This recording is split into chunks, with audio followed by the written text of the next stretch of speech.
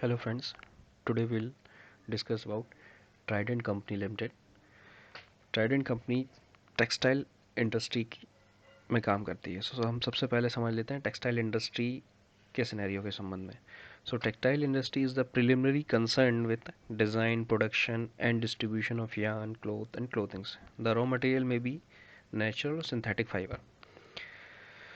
Synthetic fibre जो है chemically produce किया जाता है। Natural fibres are either from minerals और फ्रॉम प्लांट्स, और उसमें भी cotton is mostly use. Cotton is the world's most important natural fibre. Indian scenario में देखेंगे टेक्सटाइल इंडस्ट्री के बारे में। Textile industry in India generates huge employment for both skilled and unskilled labor in textile after agriculture. India is the first in global jute production. India shares 63% of global textile and garment market. India is second in world in silk and cloth productions. Government of India की काफ़ी अच्छी policies हैं, काफ़ी supporting policies हैं textile industry के लिए। इसके बारे में भी एक बार हम देखेंगे। Just look at the PPT. 100% FDI is allowed in textile. Production linked scheme, incentive schemes worth rupees 10,683 crore for man-made fibers and technical textile parks over a 5-year period has been sanctioned. Huge fund in schemes such as a textile park and technology upgradation released by Government of India. Now हम textile industry के market size के बारे में बात करेंगे। तो current market size 2020 में 150 billion US dollars है, जो कि 2026 में 220 बिलियन यूएस डॉलर्स एक्सपेक्टेड है। Textile industry contributes 2% to Indians GDP and it contributes 12% to exports earnings. Textile industry के एक्सपोर्ट ब्रेकअप के बारे में बात करेंगे तो 40% कॉटन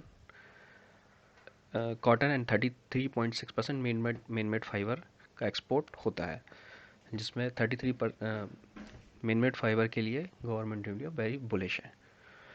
फाइबर प्रोडक्शंस की बात कर लें तो कॉटन यार्न जो है 3,332 स्क्वायर मीटर प्रोड्यूस्ड हुआ है फाइनेंशियल 20 में, एंड मैन मेड फाइबर की बात कर लें 1603 स्क्वायर मीटर प्रोड्यूस हुआ है फाइनेंशियल ईयर 20 में। ये कुछ फिगर्स हैं जो आप देख लें। इसके बाद हम बात करेंगे टेक्सटाइल इंडस्ट्री की ग्रोथ के बारे में। ग्लोबली टेक्सटाइल इंडस्ट्री की ग्रोथ का 5% कैगर के ग्रोथ रेट से एक्सपेक्टेड है इसकी growth, and Indian home textile scenario में 8% कैगर की ग्रोथ रेट एक्सपेक्टेड है। इंडिया जो है 11% मार्केट शेयर होल्ड करता है exporting all over the world. 44% United states में 44% एक्सपोर्ट इन बाथ लेन सेगमेंट में इंडिया के द्वारा किया जाता है। बेड लेन में बात करें तो 62% किया जाता है। यूरोपियन यूनियन के सिनेरियो में देखेंगे तो 16% बेड लेन इंडिया से दिया जाता है एंड 6% बेड लेन इंडिया से एक्सपोर्ट किया जाता है। नाउ पेपर इंडस्ट्री के बारे में बात करेंगे तो इसकी जो एक्सपेक्टेड ग्रोथ है 5% कैगर से है। Now we will talk about the Trident Limited. Trident Limited की शुरुआत 1990 में हुई थी। कंपनी ने शुरुआत धागे बनाने से की थी। देन इन्होंने जो है पेपर और केमिकल एंड एनर्जी सेगमेंट में एंट्री की। 2010-2020 के आसपास कंपनी जो है bath linen and bed linen segment में इन्होंने एंट्री की। कंपनी का 2025 तक का जो है नेशनल ब्रांड बनने का एक विज़न है। कंपनी इसी विज़न के तहत जो है कंपनी ने बहुत सारे डिजिटल स्टोर्स और ई कॉमर्स सेगमेंट में एंट्री की हुई है। 2025 तक कंपनी 12% की बॉटम लाइन से ग्रोथ करने का कंपनी का स्टैंड है। कंपनी की शेयर होल्डिंग पैटर्न की बात करेंगे तो प्रोमोटर होल्डिंग 73% है, पब्लिक होल्डिंग 25% है, 2% नॉन प्रोमोटर होल्डिंग्स है। कंपनी के डिविडेंड पे आउट की बारे में बात करेंगे तो कंपनी का डिविडेंड काफ़ी हेल्दी डिविडेंड पे आउट है। लास्ट फाइनेंशियल ईयर 21 में 53% रहा होगा, इंटरिम डिविडेंड रहा हुआ है। फ्यूचर प्रोस्पेक्ट्स के बारे में आप देख सकते हैं। इसमें कंपनी कैसे काम करती है, कैसे कैसे क्या होता है इसके बारे में हम समझेंगे। तो प्रोक्योरमेंट ऑफ रॉ कॉटन लिया जाता है, इसकी स्पिनिंग की जाती है, इससे धागे बनाए जाते हैं, धागे इसके वेविंग करके जो है आपका कपड़ा बनाया जाता है, कपड़ों से फाइनल प्रोडक्ट बनाया जाता है जो बेड लिनन और बाथ लिनन के रूप में हमारे पास आता है। सो जैसा कि हमने पिछले चार्ट में देखा था कि लास्ट एंड प्रोडक्ट इनके बेड लिनन और बाथ लिनन होते हैं। सो कंपनी इस चार्ट में हम समझेंगे बेसिकली यान से कंपनी जो है बेड लिनन और बाथ लिनन दो सेगमेंट में काम करती है। बाथ लिनन डिवीजन की बात करें तो company is the largest player in the terry towel capacity. It holds the position of being one of the leading suppliers of bath linen US market also. Company के manufacturing units की बात करें तो बरनाला पंजाब में एंड बुधनी मध्य प्रदेश में। बुधनी मध्य प्रदेश में जो company का प्लांट है, इसमें 7.6 मेगावाट सोलर पावर प्लांट का ऑपरेशन भी चालू हो गया, जिसका कैपेटिव यूज इनके द्वारा कंपनी के पावर कंजम्पशंस में किया जाएगा।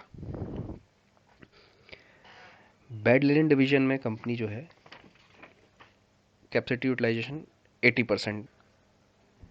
पेपर सेगमेंट की बात करते हैं, with a production capacity of 1,75,000 ton per annum, Trident is the world's largest manufacturer of wheat straw based paper. This capacity is being further upgraded to 2 lakh ton per annum with the help of the water leaking project. Capacity utilisation की बात करें तो 79% है paper segment में। Chemical and power segment में बात करते हैं, Trident is one of the leading manufacturer of sulfuric acid in India. It offers superior quality of LRAR grade sulfuric acid based on the borosilicate glass making facility from D-dietrich process system.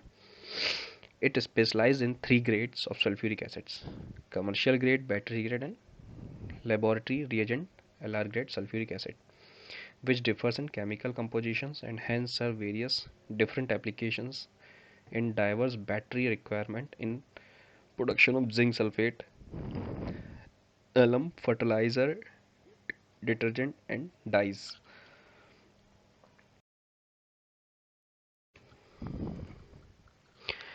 Global footprint की बात कर लें तो company 6 continents and 150 countries में presence है, map में आप देख सकते हैं। कंपनी की ब्रांड्स के बारे में आप इसमें इस पूरी प्रेजेंटेशन में देख सकते हैं। फाइनेंशियल 21 में कंपनी का रिटर्न ऑन कैपिटल एम्प्लॉइज 11.80% है। फाइनेंशियल 20 में 12.60, फाइनेंशियल 19 में 14.10, फाइनेंशियल 18 में 10.50, फाइनेंशियल 17 में 11.90।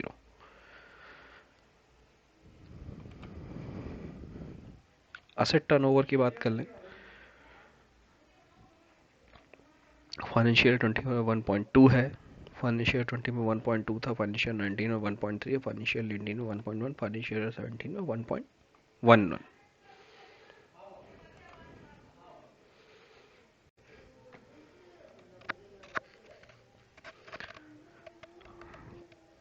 कंपनी के एक्सपोर्ट एंड रेवेन्यू की बात करें तो फाइनेंशियल ईयर 21 में कंपनी ने 67% एक्सपोर्ट किया है, फाइनेंशियल 20 में 56% था, फाइनेंशियल 19 में 58% था, फाइनेंशियल 18 में 54% था, फाइनेंशियल ईयर 17 में 56% था।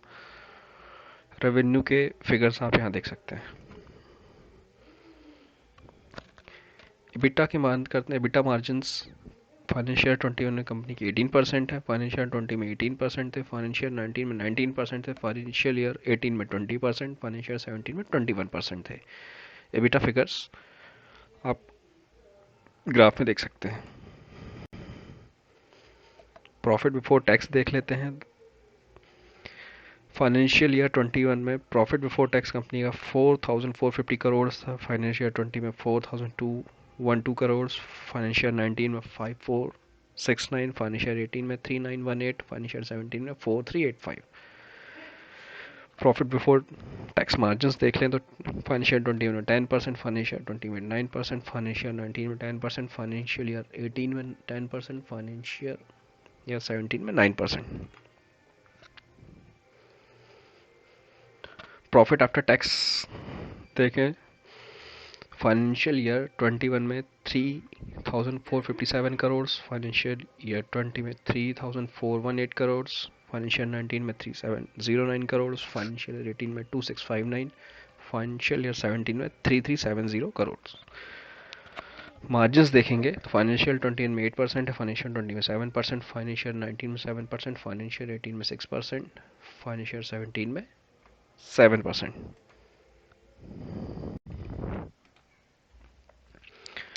कंपनी की कंपाउंडेड सेल्स ग्रोथ की बात करें तो 5 ईयर्स में 4% है, ट्रेलिंग 12 मंथ में 29%। कंपाउंडेड प्रॉफिट ग्रोथ की बात करें तो 5 ईयर्स में 6%, 3 ईयर्स में 8%, ट्रेलिंग 12 मंथ में 130%। स्टॉक प्राइस कैगर की बात करें 10 ईयर्स में 42, 5 ईयर्स में 46, 3 ईयर्स में 85%, 1 ईयर में 409%। रिटर्न इक्विटी 5 ईयर्स में 11%, 3 ईयर्स में 11%, ट्रेलिंग 12 मंथ्स में 10%। Thank you very much. Please subscribe and hit the like button.